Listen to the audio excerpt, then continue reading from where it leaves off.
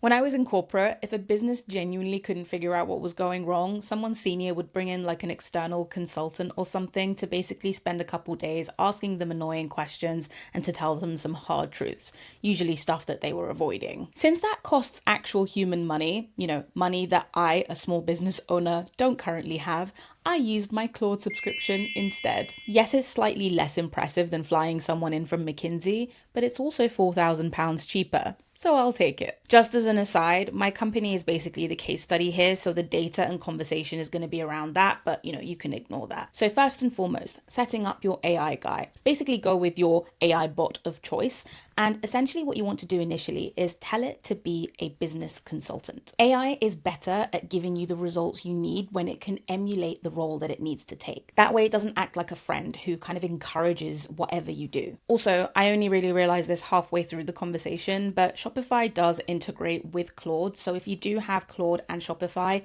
do that beforehand, and that way Claude can ingest your actual data rather than you having to paste a bunch in.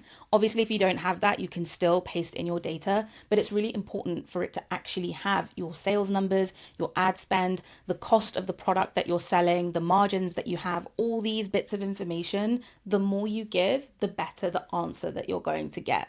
And don't hide anything at all. I'm going to go ahead and paste in the exact prompt for you to use just so that you don't have to worry about how to phrase it, and then you can take it from there.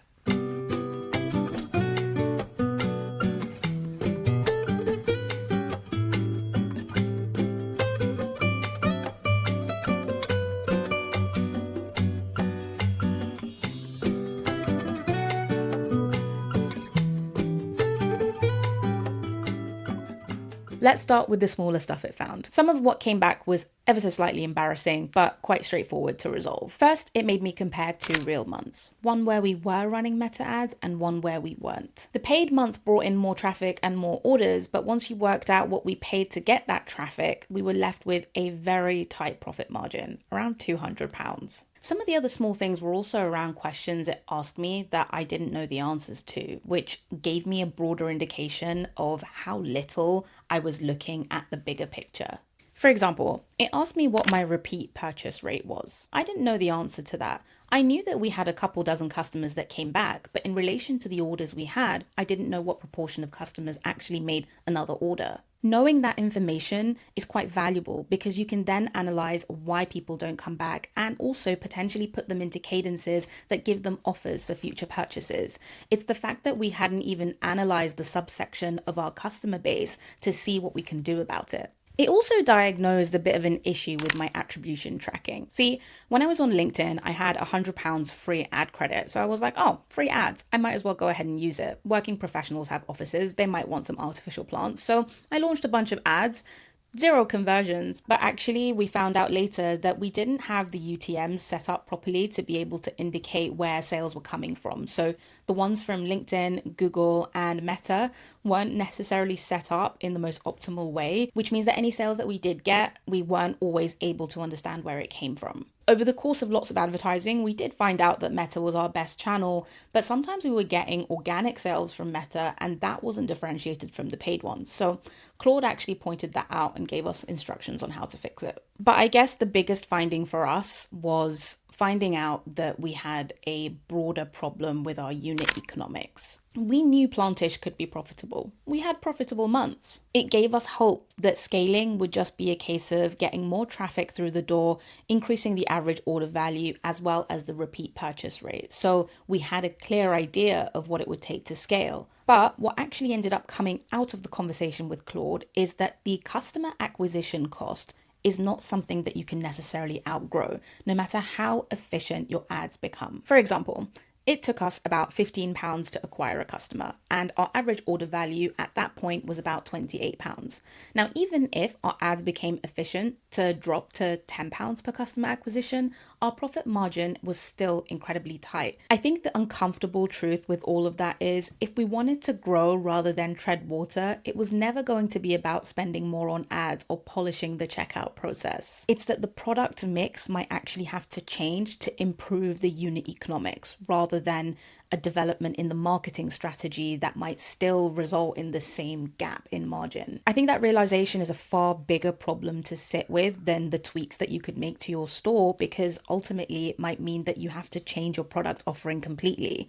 And the time and money spent on designing the store the way it is, finding the suppliers for those products, and having to reinvest all of that again made us feel like potentially it might be better to walk away. But all of these realizations wouldn't have come to fruition if we hadn't had a back and forth with an external analyst that had our data and gave us the reality of the situation. So what have we actually done about it? Well, I would love to tell you right now that we took on all of Claude's recommendations and our problems have gone away, but that would be lying, and that's just not my brand. What we've actually ended up doing is pushing more towards bundling so that we could increase the average order value while we tackle the long-term strategy of our product offering, because it felt like a good short-term revenue generating solution while we looked at the longevity of the business itself. We've also gotten some newer ideas for email marketing campaigns outside of the existing automations to convert customers who have never bought from us, because we have a really healthy database of 1,600 emails, and a good chunk of them haven't bought, but at some point they found our brand interesting enough to sign up. So our goal is really to work towards offering them enough value to decide to buy. I don't think any of these little things answer the bigger question. Like, ultimately, an AI can't decide the strategy for you. There's a gut feeling that you probably have based on the data. And I know there's a sunk cost fallacy of you've put a lot of time in, so you want to put in more.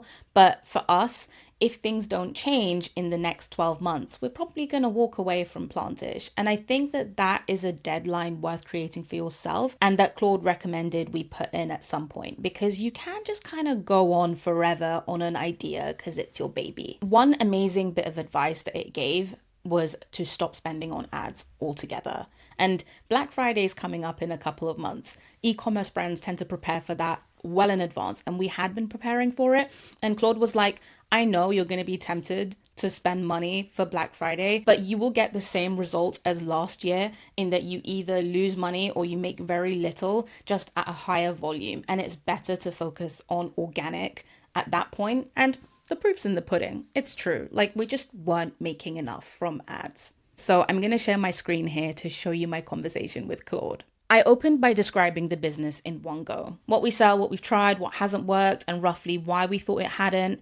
Then I gave it a direct instruction to take the position of the business consultant. Like I said earlier, you can paste that prompt below and basically ask me whatever questions you need before giving any advice, yada, yada, yada. And the questions it sent back: how much traffic are you getting and where's it coming from? What's your conversion rate? What's your average order value? Have those ready before you open the chat, because I think, like, if you say something like sales feels a little bit slow lately, then you're going to get that same vagueness back. So if we take anything from this, and this is what I took, is that being profitable and being scalable are two very different things. I really think it's worth figuring out where you're at before you spend more money on trying to grow the business. Nowadays, you genuinely don't need to hire somebody for that. You don't need to spend loads of money. I think that you just need to ask your AI the right questions, and hopefully it'll be the best 20 quid you've ever spent.